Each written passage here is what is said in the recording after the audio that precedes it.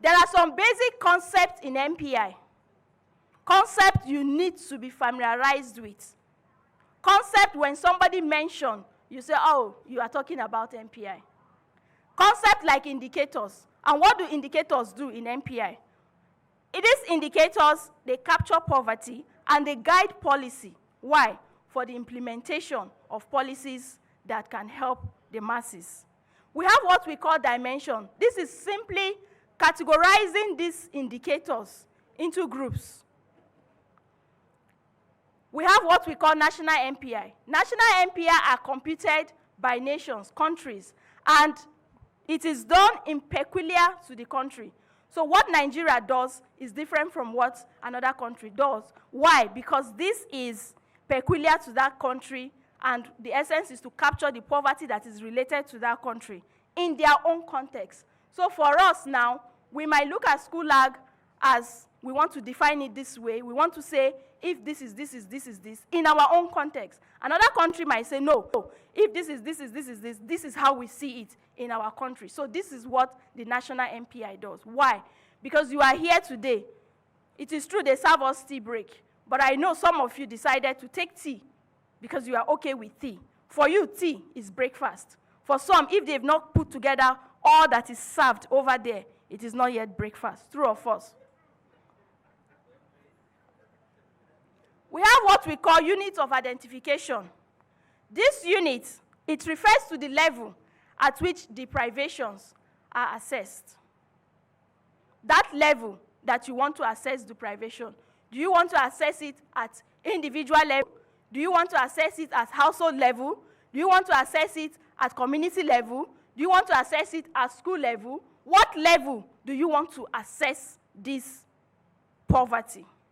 We have what we call units of analysis, and this is at which point do you want to present your result? At which point do you want to analyze this report, this result? Most times, countries analyze at individual level. And for us, we also analyzed at the individual level. Still on the concept in MPI, there's what we call a Akira-Foster method. This is a method that was developed by Sabina Akira and James Foster. They are based Oxford Poverty Human Initiative down there in the UK. They developed this method. And what does this method do? It uses two types of cutoffs. We have the deprivation cutoffs and the poverty cutoffs. Now, this deprivation cutoff, what it is used for? It is used in setting the indicators. It is at this point you say that somebody is deprived if you do not have this or that. If, for instance, I am not educated, you can now say, in education, I am deprived. What you have simply done is set the deprivation cutoff. In setting of this deprivation cutoff, once I don't have this achievement of education, I get a score of 1.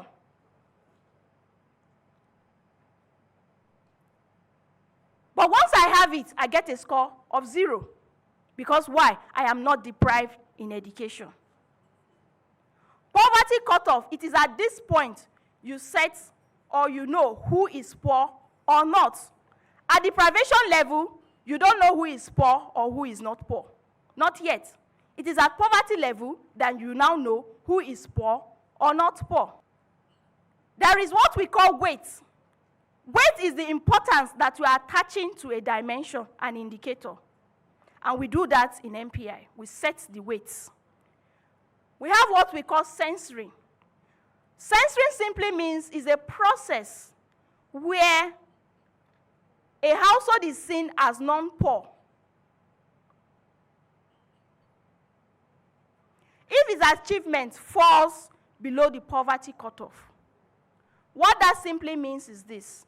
If you have set your poverty cutoff to say, my cutoff is now 50, and when you have added up all my deprivation, I get 45, for instance.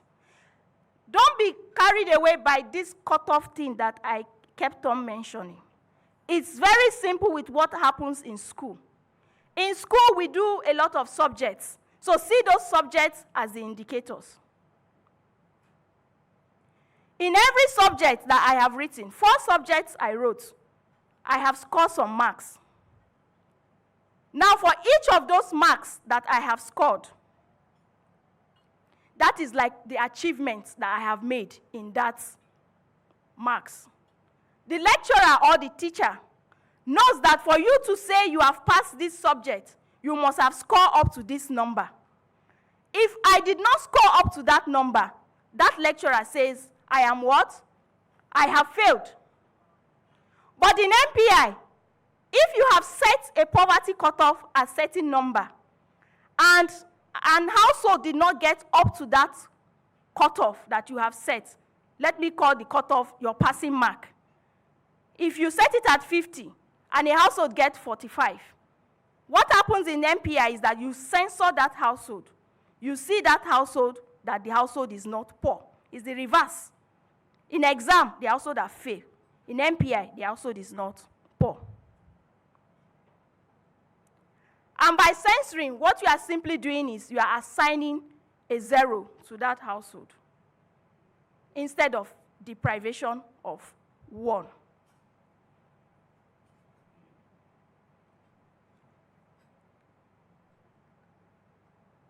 All of these deprivations at the end are aggregated.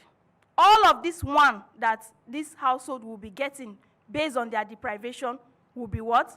Aggregated. And it is when it is aggregated, the weight is applied, that we begin to say, this household has gotten this score.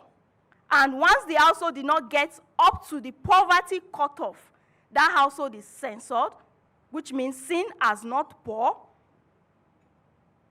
And that household will not be counted among the households that we are going to see as poor. So the question that comes to mind is, which household are they then going to see as being poor? These are households that score up to the poverty cutoff and above. Those that score below, they are seen as not poor. But those that score at that cutoff and above becomes poor. Because this is aggregation of deprivations. So the more deprivation you get, the more chances of you becoming poor. True or false? There is what we call incidence in MPI. An incidence is the same thing as poverty rate. What it does, it tells the number that are poor in simple terms. We have intensity. Intensity looks at the average percentage of the weighted indicator that the poor people are deprived in.